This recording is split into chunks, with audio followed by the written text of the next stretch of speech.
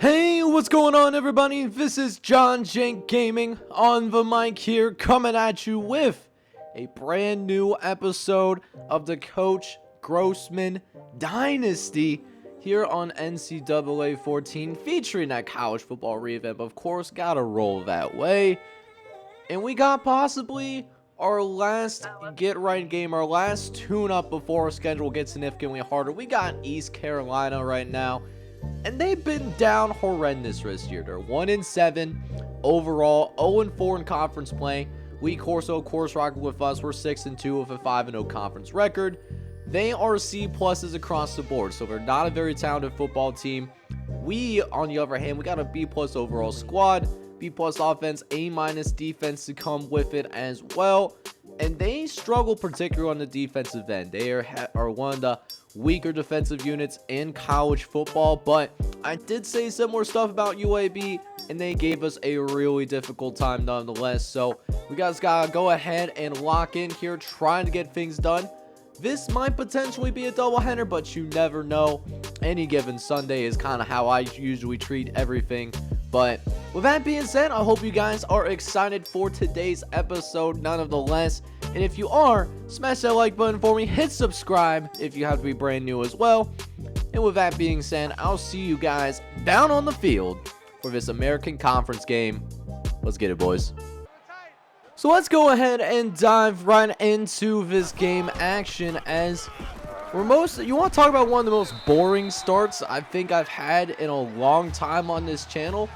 We're more than halfway through this first quarter, and we have not even seen a single first down, man. So we're out here about 3 minutes left in the first quarter, and finally we see one to the East Carolina tight end. That is Larry Walker. That is going to come up in here and pick up the first down. We'll see if these East Carolina Pirates, fighting for their bowl lives, if they lose this game, they will not have any resemblance of hope, I don't think, of being bowl eligible.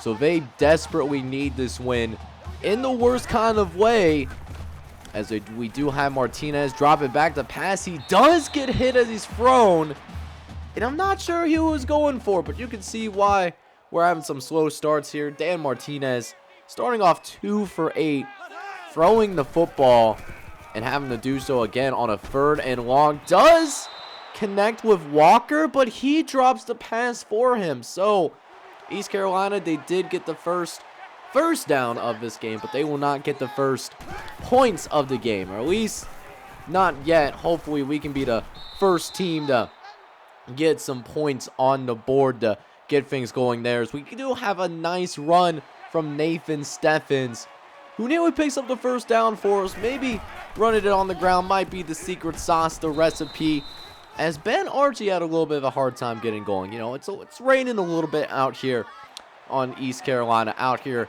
in North Carolina right now, and we're having some problems, as a result of it. Having a little bit harder of a time accelerating north to south, you know what I'm saying? But we do have at least a manageable 3rd down situation. Only need 4 yards to pick up this first down.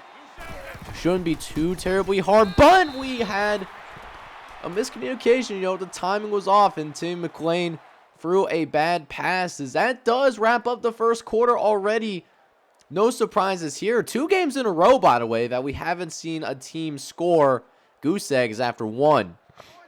So hopefully the second quarter goes just a tad bit better, because I'll tell you what, that was a little bit rough to watch in that first quarter, but we might see something happen here. First time today, we do see somebody going to, the opposite side of the field, crossing that 50-yard line with their offense, and not just, punting it across the 50-yard line, right? So Martinez, he's going to try to throw to the right-hand side. He did actually have his star wide receiver open, but it's not going to work, though, as 4th downs comes up here. And hey, they got nothing left to lose, as they're going to go ahead and just throw this thing downfield, but Jalen Stokes is going to get the interception. Do have to try to return it back, though, and look at this. Jalen Stokes, he's going to take it all the way across the field. Ain't nobody around this man whatsoever. And that's how the first touchdown is going to be scored. Jalen Knowles with the pick 6 on a 4th down. Now, conventive wisdom said he should have dropped it, but I would have rather had those 6 points than a drop. I'll tell you that right now, my guy. And we finally see some points get on the board because of it. And we'll go ahead and give ourselves an early 7-0 lead. Plus, we do end up getting a free and out on our very next possession. So, clearly our defense wasn't very tired whatsoever. Able to get that free and out off rip. We got a 3rd and 5 coming up here. Going to try to pick up the 1st down. Going quickly on the bubble screen, though. And surprisingly for us, it actually works. You know, sometimes with those bubble screens, those mid screens, like outside of like maybe a goal line situation, for me at least, it usually doesn't really work. But we found a way to make it work this time as we almost got intercepted. We almost threw a pick to Lance Bobo, and it's a really slow start here for Timmy McClain. He's only 1 for 6 on the day so far. He's going to get a 2nd completion here, but Spencer Tate actually cannot reach the 1st down marker, unfortunately. So that does mean that we did have to go ahead and punt this football away.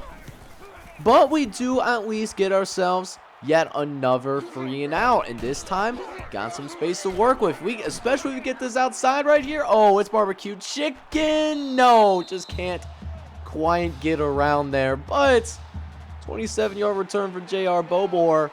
I'll glad we take that any day of the week.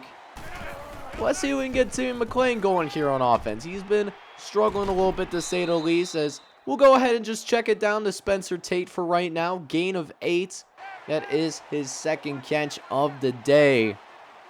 Let's see if we can get 2 completions in a row as we'll actually go play action here on a 3rd and short, and Nathan Steffens does go ahead and make the catch for us. 15-yard catch right up the middle of the field. And for the first time today, someone is actually in the red zone, and you know what we're going to do? We're going to take advantage of that red zone opportunity by getting ourselves into the end zone. That was Tyler Ray, the 2 freshmen, able to body his receiver, you know, one off the route badly, and then, you know, able to run through a guy as well. As that actually wraps up the first half. We're up 14-0. You know, the defense, you know, what else can you say about this defense, right? Like, you just pitched a shutout in the first half. The offense is looking a little bit better here in the 2nd quarter. Plus, as you can see, get the ball to start the 2nd half. And J.R. Bobor, oh, we going to take this all the way back? Oh, come on, beat that linebacker, beat that linebacker, no! 83-yard return, no. I can't believe our guy got beat by a linebacker. That was a really nice angle, though. I can't even hoe him. But we do get a goal line opportunity. And honestly, the play was so amazing that we actually wholeheartedly lost our scoreboard, right? So, scoreboard blitz is up right now. So, you know, it is what it is. It's a 8-year-old game. Actually, it might even be older than 8 years now. It might be closing in on a decade now if I'm thinking about it. This game's been around for a long time and has been enjoyed by a lot of people by a long time. You know, if you agree with that, you know, you can hit that like button for me, man. Like, you know what it is. But 3rd and goal coming up here. Just going to go ahead, run it into the end zone. And Ben Archie, you know, if you like the Bible, man, you're going to love that run right there. As that hole opened up like the Red Sea in the Old Testament. As that's going to give us yet another touchdown. As it is going to make it 21-0 as Jamari Stewart. Whoo, baby. Taking Dan Martinez to the ground right away. Just taking really the perfect angle that you can ask for off of a speed option. So now it's 2nd and long, and Randall, he's got a lot of space to work with now. Hang on just a minute. And Brandon Randall actually does go ahead and pick up that 1st down. So a brand new set of downs to work with as we'll go ahead and try to settle, or at least sell out on the run, and Jamari Stewart blows him up again. Oh my goodness, that's the 3rd TFL for him. This time he really put that shoulder into it. Make sure it wasn't head to head. You know, my man not trying to get that targeting, not trying to get suspended for the next game, because after this game, you know, this is really like our last like true tune-up. Like, our schedule does get significantly harder after this, but you know, after this game, I'll kind of get into that to let you guys know who we got up against, you know, down the line. But Ben Archie does end up getting a nice run. Really his first nice run today. Gain of 13. Gets those stats up significantly. As we'll run it with Timmy McClain once again. Oh, finding the nice little hole in the defense. And picks up a gain of 8.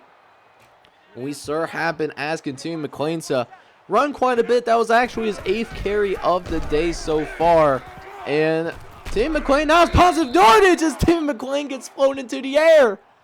Oh, that's an animation that you don't see very often. But first down for us, though. And we're now driving into East Carolina territory again. Ben Archie going to take the carry right up the gut and pick up a first down there as well. The run game really starting to take effect. And so we're starting to close in on the box a little bit. So we're going to try to set up a screen. Was looking for Spencer Tate, but Jason Shuffield did end up breaking that up a little bit. So now it's 2nd and 10 coming up, I believe, as Ben Archie. He's going to actually, not pick up that many yards, but we do end up getting bailed out by the face mask penalty. It wasn't even necessary because the dude had like a bunch of defenders, rallied up to the ball with him. But hey, I'm not going to complain. We will certainly take that 10 times out of 10. And twice on a Sunday as well. As Tyler Ray does pick up 5 yards on the quick throw. That's his 3rd catch of the day. But I want to see if we can go ahead and try to run this thing into the end zone as Ben Archie actually gets stood up. So we actually don't get it into the end zone. We actually had to go ahead and settle for the field goal. But make no mistake, we still have a really nice lead to work with right now. We are up 24-0 at the moment. Still on the bigger leads that we've enjoyed for a little bit as we get called. We're going to get called for a face mask, aren't we? Yep, we are going to get called for the face mask. That is Jerome Gant on our special teams unit that's going to get penalized. And just because of that, man, the Pirates are going to get great field position. So defense is put in a little bit of a tough spot here. A rock and a hard place if we want to go ahead and try to keep this little shutout that we got going. Trying to keep that thing alive. Let's see if our defense can go do that and see if they're up to the task. As Martinez will drop back as he gets hit as he's thrown. Looks like that might have been Jamari Stewart again that really affected that throw. So now got another long, at least 2nd and 10, I believe, as this Randall drops it. So Randall can't make the catch as well. Quarterback is getting hit left and right. And now it's 3rd and long. Definitely a rough place for us to be. Because our pass rushers, man, they can get after it. As Martinez dropping back, facing a little bit of pressure, but there's nobody in the middle of the field to account for Walker. Although there is a penalty on the field. Hang on. Oh, it's clipping on the offense. Let's go, baby. Charles Martinez, thank you so much.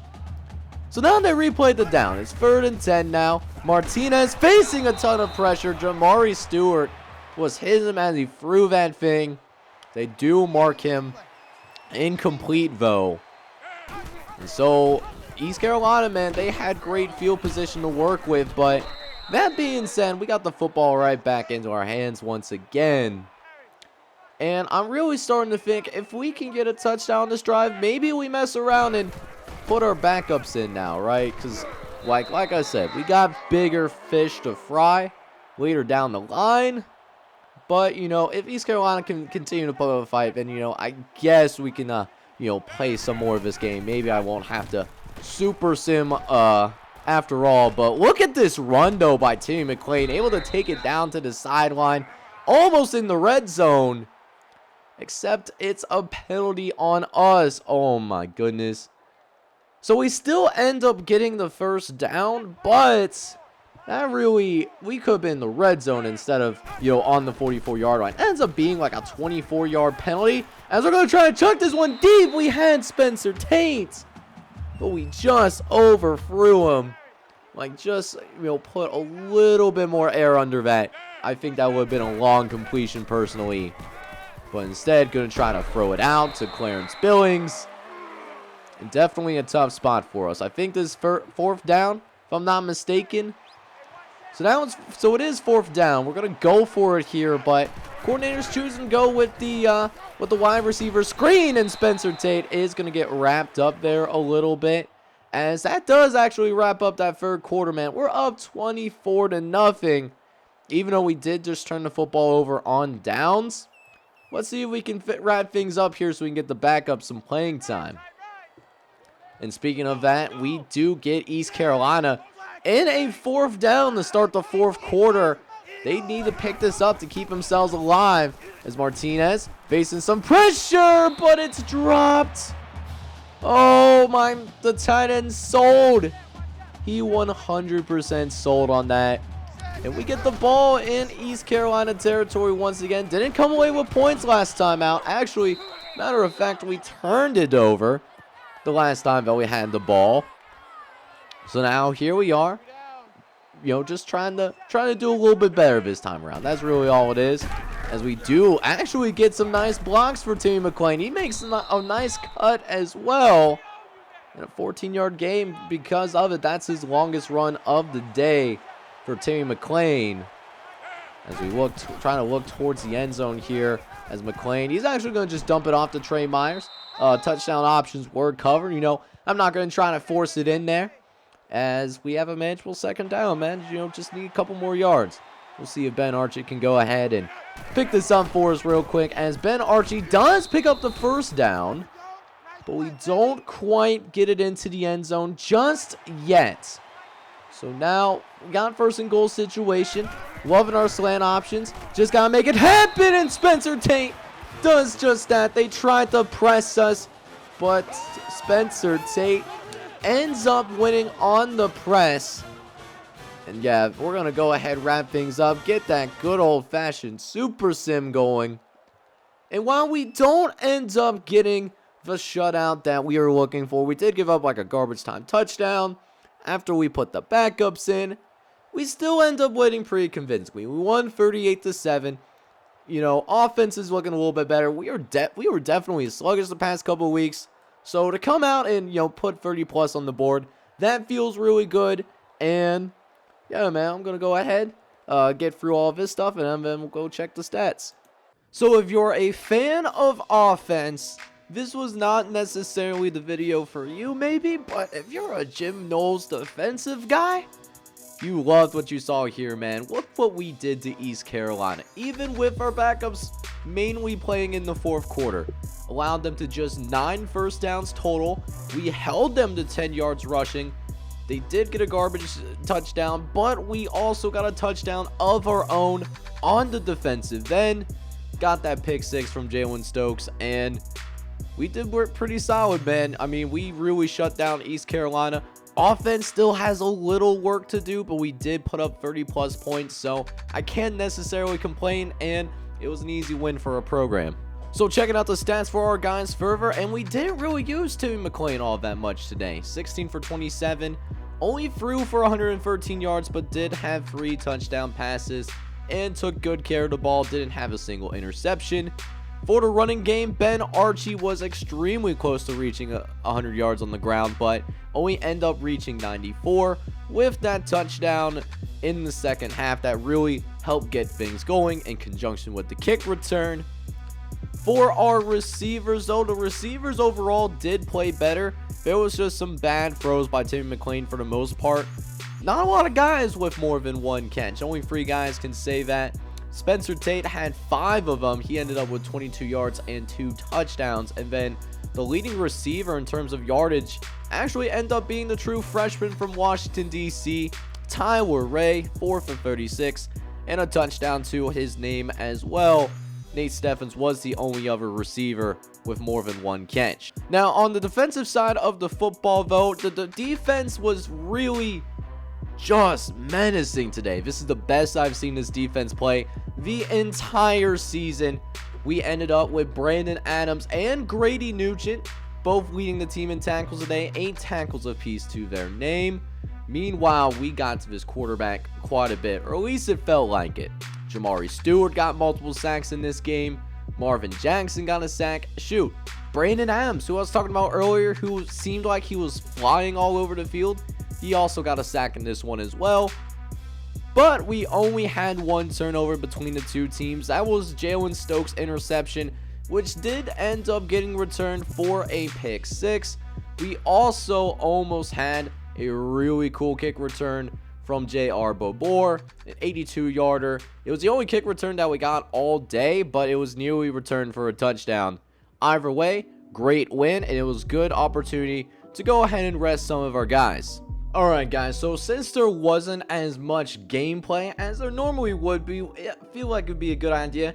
Check in on how your custom prospects are doing through the recruiting prospect. We do have at least one player signed, Terrence Raffole from Tampa, Florida, right here in USF land. He is actually not only leaving USF territory, but leaving the state of Florida altogether to go and play for the team up north, getting into some good old-fashioned Big Ten football. It was his only scholarship that he was provided, and guy that even though is listed as a power guy, he does have some pretty good speed to go with it as well. Carrying is a little bit of an issue for him, but he is a decent catcher out of the backfield. Should be someone that can contribute for the Michigan Wolverines after he does get a red shirt and maybe sits back for a year or two after that. We do also go ahead and see another offensive player sign on the dotted line, Roger Walcory from Rochester, New York. He was a big fella, definitely a possession guy, 6'7", 215 pounds, and he is going to be playing his college football at the University of North Carolina, known for its basketball, but they're definitely, they have attracted some pretty good prospects. There is another custom recruit prospect at North Carolina University, so gonna have two custom prospects there joining Devin Carson, and he'll definitely be a guy that can definitely step in and be that guy that you throw that 50-50 ball to whenever, a big play needs to be made. Keeping it in the state of New York, we have three-star outside linebacker Kevon Doman. He is the younger brother of Kevon Doman, who committed to play his collegiate football at Rutgers, but not joining his big brother. He is actually going to be joining the Syracuse Orange. Should be a good pickup for them moving forward. A little bit on the slower side for a linebacker. You'd like him to be a tad bit faster, maybe someone that could slide in to that middle linebacker spot, but somebody that is a well-rounded player, can contribute right away. We'll see how high his potential is, considering the considered lack of athleticism. That is why he is a three-star guy, but a solid pickup nonetheless for the Syracuse Orange. And then finally, in terms of the custom prospect updates, we have Evan Daniels. He is the number 5 wide receiver in this recruiting class, one of the best players in the state of South Carolina, if not the best. He is actually going to stay home as he is committed to play college football at the University of South Carolina. Big pickup for the Gamecocks as they're able to bring in two of the top wide receivers in the state and keep them home in South Carolina. They're going to make a really great tandem down the road. Runs a 4.4 by the way, so even though he may be a little bit undersized as a football player, watch out for him, man. He is going to be a difference maker, I'm sure, for the Gamecocks, and I can't wait to see how his collegiate career ends up unfolding. But we get some fantastic news as we simulate to the next week, as it was a really long climb back, but we are back ranked in the top 25 where we should have been. We've been robbed a couple of times earlier this year, but we changed our mentality, we turned it around, and we could still have a really fantastic season. Next episode could very well determine who represents the East Division in the American Conference Championship game later this year as we take on the Memphis Tigers. 4-1 conference play. It's going to be a really good one. I'm ecstatic for this one. I hope you guys are as well. And if you are, I need you guys to go ahead and do me a favor. Smash that like button for me. Hit that subscribe button as well if you do happen to be brand new to the channel. This is John J Gaming on the mic signing off. I'm hoping you guys are out there having a good one. Take care, everybody.